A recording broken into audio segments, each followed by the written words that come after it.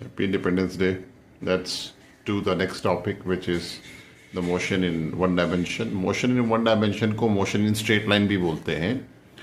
Motion in one dimension का मतलब है कि ये कोऑर्डिनेट सिस्टम का सिर्फ एक एक्सिस यूज़ करता है. स्ट्रेट लाइन का मतलब एक कार जो है सीधी जा रही है हाईवे पे, तो इसीलिए हम इसको मोशन इन वन डायमेंशन बोलते हैं. ये किसी भी कोऑर्डिनेट सिस्टम में किसी एक एक्सिस का यूज़ करेगी, आइदर एक्स, वाई और Z. Motion in two dimension क्या होता है? अगर वो दो एक्सिस का यूज़ कर रही हो, एक्स और वाई या वाई और Z, and that is motion in two dimension. Motion in three dimension, जो वो तीनों एक्सिस का यूज़ कर रही है, उसकी मोशन को डिस्क्राइब करने के लिए आपको तीनों एक्सिस का यूज़ करना पड़े, then you can call it as motion in three dimension.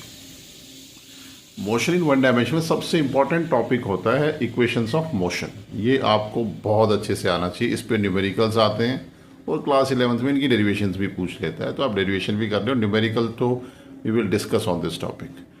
v is equal to u plus a t, ये फर्स्ट इक्वेशन है. यहाँ पे v जो है that is the final speed and u is the initial velocity, final velocity and initial velocity, t time है. And second equation is s is equal to u t plus half a t square. s यहाँ पे displacement है, u initial velocity है, a acceleration है और t time है. And the third equation is v square minus u square is equal to 2as. Again the same thing except s is the displacement. Fundamentally ये तीन ही equation है. Fourth equation इनका use करके derive की गई है, that is to determine the displacement in particular nth second. That is Sn is equal to u plus a by 2 into 2n minus 1. n यहाँ पे nth second की बात हो रही है.